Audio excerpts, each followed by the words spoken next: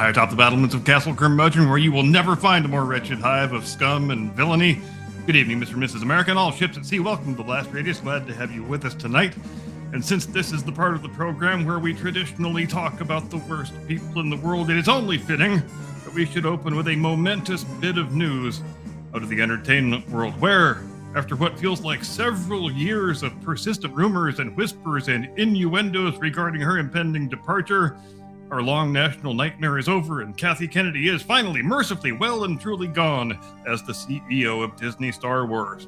It's all too easy to forget as we sit here in January of 2026 that back in 2012, when Bob Iger and the Mouse House purchased George Lucas's namesake studio and its associated subsidiaries for the price of $4 billion, the Star Wars franchise only consisted of 2 film trilogies, a handful of animated series, the holiday special that everyone likes to pretend didn't happen, and a vast licensed expanded universe of novels, comics, and games that existed alongside but were not necessarily strictly binding upon George Lucas's own canon. And that corpus of content took 35 years to be created. If we go back a bit farther to the spring of 1999, when people were camping out on the sidewalk for over a month in order to be the first ones to see what wound up being one of the worst highly profitable movies anybody ever made, the Star Wars universe at that point, over the first 20 plus years of its existence, in the larger part of the public consciousness at least, amounted to 3 movies and very little else.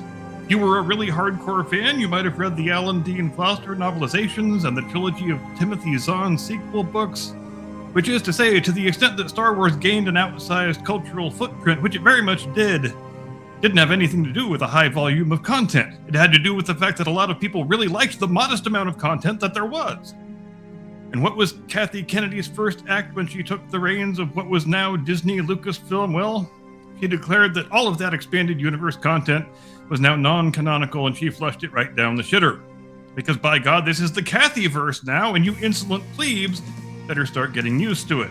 The Kathyverse is going to be very gynocentric, very politically progressive. It's going to contain so much live-action content that nobody could ever keep track of it all.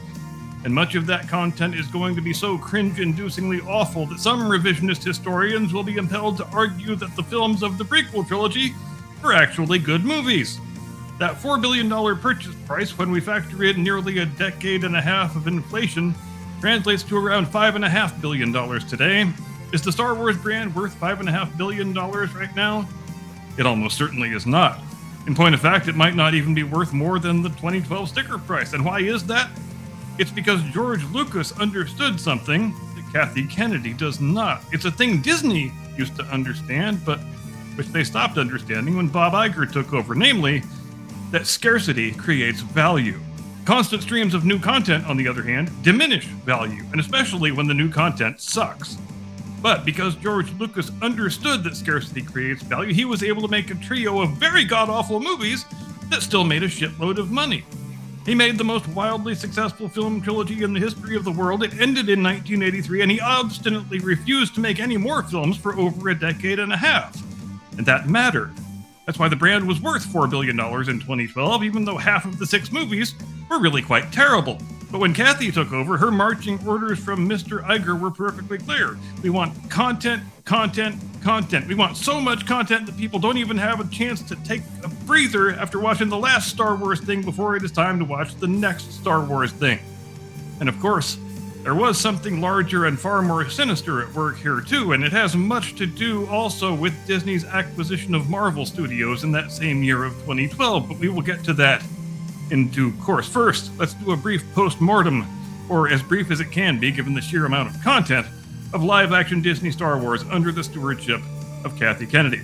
Concomitant with the announcement that the expanded universe was being tossed in the rubbish bin came the announcement that we are making a brand new trilogy of films that will pick up the story where we left off back in 1983. And it's going to be great, guys, because we are getting the band back together. Luke, Han, Leia, Chewie, R2, 3PO, the whole gang that you know and love. Will they be on screen together at the same time? Well, that's not important right now. The important thing is December 2015, make your plans now. It is going to be the best thing ever. And what did we get? December of 2015, Episode 7, The Force Awakens. Were there a lot of red flags about what was to come after? Yes, there were. Were most people willing to overlook those warning signs and red flags and give the benefit of the doubt? Yes, they were. And your humble correspondent was one of those people that I wasn't necessarily averse to a female protagonist. Is it weird that she is a perfect Mary Sue girl boss who magically knows how to do everything the plot requires of her and don't need no man for nothing? Yeah, kinda. Is it weird that Luke Skywalker got reduced to a narrative MacGuffin who only makes one very brief wordless appearance at the very end of the film? Yeah, kinda. Is it weird that we brought Han Solo back just so we could stab him in the heart and chuck him off a bridge? Yeah, kinda. Is it weird that we had to turn Leia into General Leia because being a princess just isn't feminist enough? Yeah, kinda.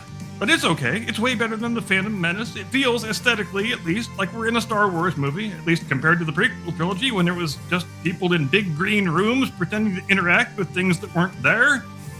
So it's an improvement, even if we are damning with faint praise. So mark your calendars for episode 8. It comes out in 2 years. It's gonna be fantastic.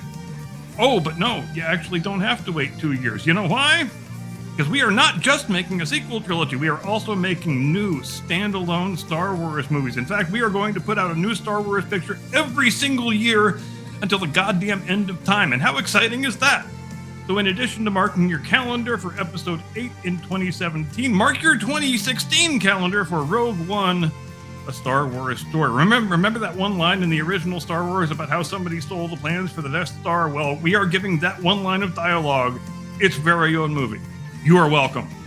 Is it weird that we get another Mary Sue girl boss protagonist who is perfect at everything and don't need no man for nothing, who doesn't crack a single smile in the entire film? Yeah, kinda, but that's not important now. The important thing is, would you look at all those Memba berries? If Memba berries were hardcore porn, this picture would be the bastard love child of Deep Throat and Debbie Does Dallas. Look, it's Darth Vader. Look, it's Grand Moff Tarkin. Look, we dragged Peter Cushing out of his grave just for the occasion. Look, AT-ATs, X-Wings, and Admiral Akbar. Remember that guy? Me too. Why, it's all I can do to avoid touching myself right here in the theater, so I sure am excited for episode 8. And then 2017 arrives, and along with it, Rian Johnson's The Last Jedi. This time, the warning signs and the red flags were pretty difficult to ignore. You had a director who seemed to take great delight in mocking and antagonizing Star Wars fans on Twitter. You had a bought and paid for entertainment press who were so over the top and so obsequious with their advanced reviews, so effusive and so unconditional in their praise, making this thing out to be like the Citizen Kane of the space opera genre, that it was difficult not to surmise that there was something else going on here, and it was something not altogether good.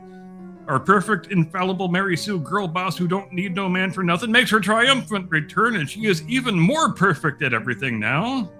Personality-wise, she's gone from, I don't know, she seems a bit full of herself, but I'm willing to overlook it, straight to, this chick is so insufferable, she probably sits around sniffing her own farts for a leisure activity. Meanwhile, Luke Skywalker has had his name changed to Cucky Simpington. He is a middle-aged white male, after all, and middle-aged white males must never be portrayed favorably. If you liked Luke Skywalker as a kid and you're upset seeing him depicted like this, it is your own damn fault for having a white male hero. Maybe you will think twice the next time, you damn filthy misogynist. And so, Luke Skywalker, Jedi Knight, savior of the rebellion, archetype of duty and honor and moral virtue for the whole galaxy, fights his last battle on a Zoom call and promptly drops dead from a broken vagina. If you toxic white male assholes had a problem with that movie, well, it is because you are toxic white male assholes. Because all the fancy professional film critics said it was the greatest thing since tampons in the boys' restroom, so clearly the problem lies with you. In any event, mark your calendars for 2019 because we are going to finish this piece of shit trilogy, though we are not exactly sure how. We already fired the first director and rejected 3 different scripts, so who knows, maybe we will just bring J.J. Abrams back, a man who has never successfully finished a story in his whole natural-born life, and tell him to finish the story, but it's going to be great, just you wait and see. Oh, but you don't need to wait that long, because remember how we stabbed Han Solo through the heart and chucked his geriatric ass off a bridge? Well, we've got a peace offering for all you whiny fucks who didn't like that. And what's more, we are still obstinately sticking to our plan of releasing a new Star Wars picture each and every year, no matter how much it continues to devalue the brand. So mark your calendars, you toxic white male assholes, for 2018 and a little piece of work we like to call Solo, a Star Wars story. You remember that one line from the first Star Wars where Han Solo says some shit about making the Kessel Run in 12 parsecs? Well, get this. It's going to blow your mind. We took that one line of dialogue and made a whole movie about it. Is this the second time we have done that? That's not important now. The important thing is consume product and get ready for next product. And I bet you didn't even know Lando Calrissian is a pansexual who fucks robots. But that's the kind of invaluable universe-expanding lore that you can expect from the Han Solo movie. Did we fire the directors halfway through production because they just weren't Kathy-tastic enough? That's not important now. Just shut up and consume. God damn it. Speaking of consumption, did you know streaming platforms are a thing now and Disney has its own streaming platform? You know what this means? Lots and lots and lots and lots of Star Wars streaming content. At least 10 times more Star Wars streaming content than any sane person could ever actually want. And even better, it is all going to suck. A lot. Except for the first season of The Mandalorian. Somehow, improbably, against all the odds, that's actually going to be pretty good. Everything else, not so much. I bet you didn't even know you wanted a streaming series about Boba Fett, or a streaming series about Obi-Wan Kenobi getting girl-bossed around by a sassy 9-year-old Princess Leia, or a streaming series about some dude from the Rogue One movie whose death you have already seen, or a streaming live-action series about a cartoon character that didn't exist in any of the films, but she is a female girl boss who don't need no man for nothing, so obviously she gets her own show, or The Acolyte. And really, how does one even describe The Acolyte, except to say that if you've ever fantasized about being a deeply untalented, deeply unhappy Hollywood lesbian who used to be Harvey Weinstein's personal assistant, who somehow, by some impossible stroke of luck, was given $300 million to make a Star Wars series, then you were in The Acolyte's target audience. So admittedly, it's a bit of a niche product. That's probably why it was watched by approximately 18 people in total. And even all 18 of them agreed it was a piece of shit, because when you've crossed the bridge of lesbian space witches doing a song and dance number, how many bridges are there left to cross, really? Oh, but we still haven't dealt with the final cinematic installment of the Kathyverse, Rise of Skywalker 2019. The one where we had to reanimate the corpse of Emperor Palpatine and make him the big bad final boss because we were so totally out of ideas, which obviously completely invalidates and undermines everything Luke Skywalker did in the original trilogy. It makes Darth Vader's moral redemption totally meaningless, but those guys were toxic white males anyway, so it doesn't matter. The important thing is, our flawless girl boss protagonist still don't need no man for nothing. She rescues the universe solely through the mighty power of estrogen, and then she moves into Luke Skywalker's house and steals his name. It is a very happy, very uplifting story. But do you remember the climactic scene at the end of that picture where the reanimated Emperor Palpatine has Rey and Kylo Ren both standing in front of him, and he's like, ooh, yes, this is just what I've always wanted, and he tries to suck all the Force juice out of both of them? Well, I've got a bit of a metaphor to drop on you that goes to my overarching thesis. Replace Emperor Palpatine with Mickey Mouse, replace Rey and Kylo Ren with Star Wars and Marvel. Because I think that's exactly what Disney was trying to do when Bob Iger decided to acquire both of those properties in that same year of 2012. Star Wars and Marvel had both demonstrated the ability to do something that Bob Iger's Disney very badly wanted to do, namely, to retain customers into adulthood who would normally age out of the brand when childhood ends. If Disney could acquire that ability, if they could suck out that Force juice, then it wouldn't matter if they utterly ruined those two brands in the process. The expenditure would be more than worthwhile in the long run. And there's no mystery in any of this. When Bob Iger became the head of Disney in 2005, he said right out loud, he put it down in writing that this was what he wanted to achieve with Disney. When you have to recapture each generation of children, there is too much uncertainty in that. You have to rely on parents passing their own nostalgic attachments down to their kids, and can they be relied upon to do that? That used to be Disney's model. It was their model for a very long time. You remember the commercials they used to show during the VHS, DVD era. Remember such and such classic Disney movie? We're releasing it just for a limited time, and then it's going back into the vault, so you better act now and share it with your kids while you have the chance.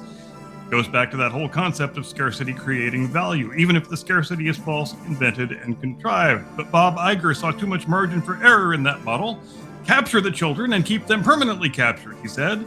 Don't let them age out of their brand loyalty. Turn them into grown adults who spend all of their disposable income on the same Disney characters and products that made them happy when they were 7 or 8 or 9 years old. He looked at Marvel and Star Wars and saw two brands that had demonstrated the ability to do just that, and he wanted to suck out all of that precious Force juice. And it's difficult to argue that he didn't succeed. By the company's own estimates, on some days, upwards of 50% of the visitors to Disney parks are childless adults. When people line up to get a hug and a picture from a Disney character, sometimes most of the people in the line are obese, childless female adults. There is an entire Disney adult internet subculture where people proudly wear that label without a hint of shame or embarrassment. And because childless adults who exist in a state of permanent, arrested childhood are overwhelmingly more likely to be of a leftist, progressive political bent, it only stands to reason that the Marvel and Star Wars brands should be hollowed out and turned into vessels for that same ideology. Not because anybody in the corporate boardroom actually believes in those politics, but because aligning the company in that direction aids in the cause of creating more Disney adults and capturing ever larger shares of their income. I know what you're wondering right now, and it's a thing that I wonder too. The fatal flaw in this strategy is that when you turn Disney into being primarily a lifestyle brand for childless adults, when those people inevitably die in that same state of childlessness, aren't you still faced with the problem of finding a new generation to capture? Well, yeah, you are. But I guess from Bob Iger's perspective, he will be dead and gone with all of his money made by the time that becomes an issue for his successors, so what the hell does he really care? Meanwhile, the rest of us are left to grapple with the fact that there is nothing healthy or normative about a society in which a significant portion of the adult population is intentionally childless and only cares about children's products. How do we fix that? Well, I can't say, but recognizing that it's a problem, and a problem whose ramifications extend far outside the world of entertainment, would seem to be a necessary first step. And if you take issue with any part of this thesis, then be warned. If you flame me in the chat, I shall become more powerful than you can possibly imagine. I am done, that's all I've got, which means we have reached the part of the program where I transmit you into the custody of my distinguished colleague, your illustrious co-host, the only Jedi Master who resembles an overgrown Ewok, the one and only, your friend and mine, Mr. Caucasian Sasquatch.